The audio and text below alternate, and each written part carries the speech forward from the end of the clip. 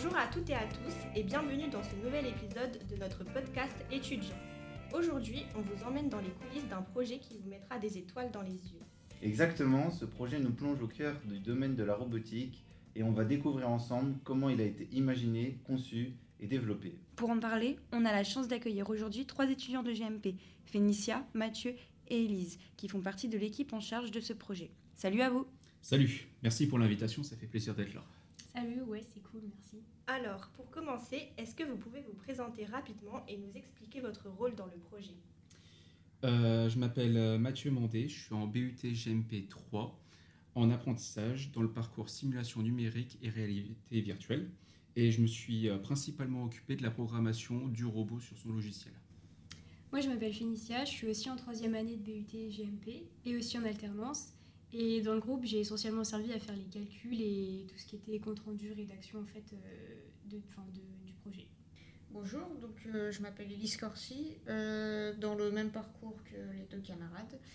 Et pour le coup, moi je me suis principalement occupée de la conception de tous les systèmes mécaniques qu'il y avait autour de tout ce qui pouvait être intégré à la cellule. Super, alors maintenant qu'on sait qui vous êtes, est-ce que vous pouvez nous expliquer en quelques mots votre projet FANUC ? Quel est son objectif principal ? En gros, notre projet a pour but, depuis un cahier des charges fourni par FANUC, une entreprise de robotique, de concrétiser une cellule robotisée sur un logiciel RoboGuide selon un problème posé. Donc l'objectif principal, c'est de répondre à la problématique posée par FANUC, donc changer une cellule robotique déjà présente chez un industriel. Donc c'est un vieux robot, on doit le changer par un nouveau pour améliorer les temps de cycle, ce genre de choses. Et notre boulot, du coup, c'est d'intégrer tout ça de façon numérique. Ok, comment vous vous êtes répartis les rôles dans l'équipe et quelles sont vos missions en fait, respectives à chacun ? Et comme dans la présentation qu'on vous a expliqué avant, je me suis plutôt intéressé à la programmation. Élise à tout ce qui était conception mécanique et Fénicia au calcul et autres paramètres à gérer.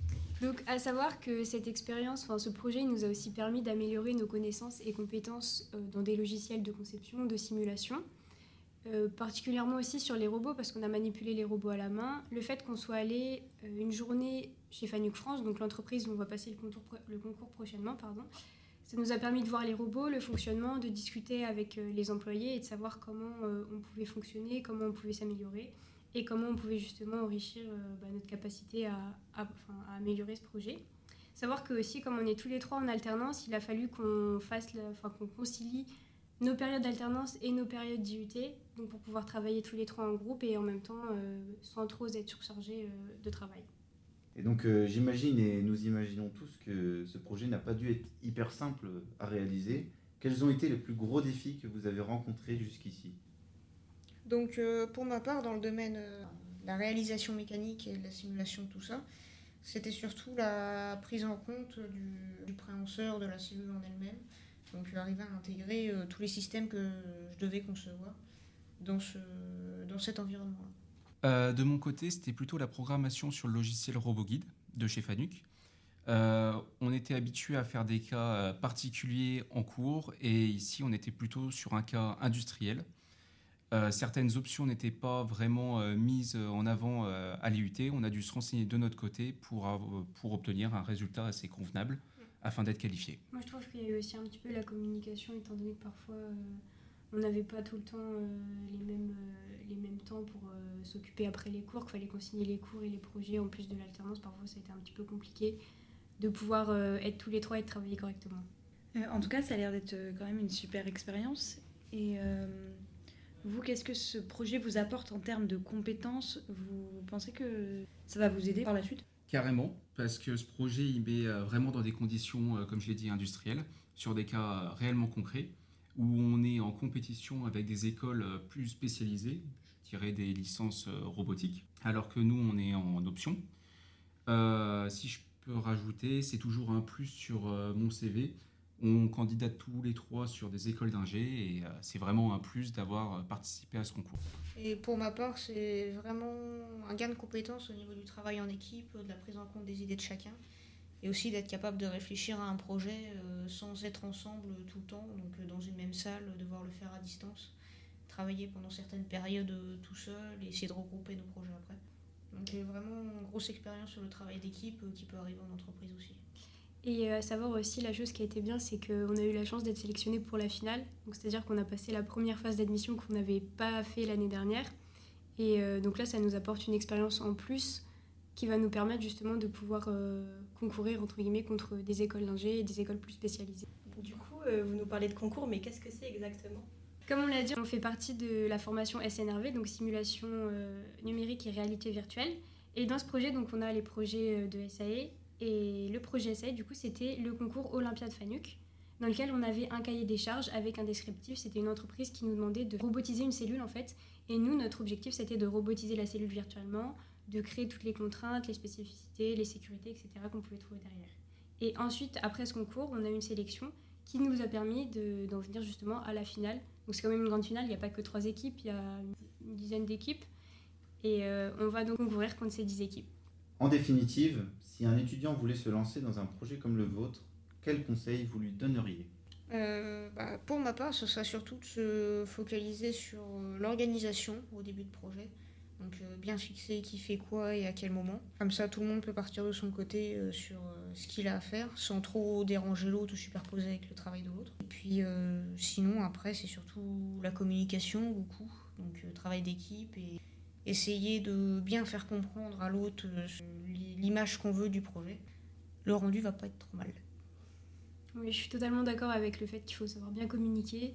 Faut savoir être curieux aussi, parce que, petite anecdote, au début du projet, on avait pris un mauvais robot. Donc en fait, peut-être 2 semaines avant le rendu du projet, on a dû tout refaire avec un nouveau robot, parce qu'en fait, le robot qu'on avait pris au début, il existait, mais il n'est plus fabriqué. Donc on s'en est rendu compte un petit peu tard, mais c'est bon, ça a été. Donc faut être un peu curieux, aller chercher les informations. Faut pas hésiter à appeler des personnes si on a besoin de donner des coups de fil ou quoi pour avoir des informations. On a la chance d'avoir autour de la table les 2 enseignantes en charge du projet. Est-ce que vous avez quelque chose à rajouter ? Moi, je trouve que ça représente vraiment une opportunité très, très intéressante pour les étudiants parce qu'ils sont amenés à travailler sur une problématique, un cahier des charges industriel. Il faut savoir que nous, on découvre le sujet avec eux. On reçoit le sujet en fin septembre et ils doivent rendre leur avant-projet en janvier. Donc, ça nous emmène aussi à chercher, parfois pour leur donner des réponses, mais parfois ils nous apprennent aussi des choses parce qu'ils vont aller aussi chercher un peu plus de ce que nous leur montrons en cours. Et c'est là aussi où c'est vraiment enrichissant, à la fois pour eux, mais pour nous aussi. Mais ça leur permet aussi de travailler dans un cadre très, très professionnel industriel. Ils sont que 3, ils ont un délivrable dans 3 mois, ils ont des échéances à respecter, ils ont beaucoup de pression. Et ça leur permet aussi à savoir à partager les tâches, qui fait quoi, quand, s'il y a des tâches qui se chevauchent, comment ils vont gérer la pression et comment ils vont gérer ces différentes tâches. Et cette année, ils ont joué le jeu. Et là, on est qualifié pour la finale le 31 mars. Donc, ils vont concourir avec 10 équipes en but 3. Ça a été très agréable d'encadrer ce groupe de projets qu'on suit depuis 3 ans. Ils sont en 3e année. Bon, ça fait 2 fois qu'ils participent. Et chaque année, ils ont progressé. On croyait vraiment en leur chance. Et on a travaillé jusqu'à tard pour soumettre le projet. On y croyait. On a été très contents de voir qu'ils étaient qualifiés, ils le méritaient. Et maintenant, on espère qu'ils fassent un beau parcours en finale le 31 mars. Et on viendra les soutenir pour qu'on ait un bon résultat et représente bien le IUT de Bourges. Bonne chance. Et bonne chance pour la suite aussi. Merci. beaucoup. Merci à vous tous pour ces explications, c'était super intéressant. À une prochaine. Oui, à la prochaine fois. Et ravi de vous avoir aidé. Et merci à vous, chers éditeurs, d'avoir écouté cet épisode. Si ce projet vous intrigue, n'hésitez pas à suivre leurs avancées ou même à vous renseigner sur les opportunités pour y participer. On se retrouve très bientôt pour un nouvel épisode. Portez-vous bien et à la prochaine.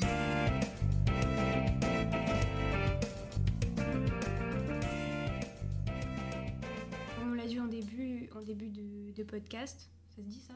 Ouais, ça Oui. Ok. Donc comme on l'a dit en début de podcast, pardon. se dit pas.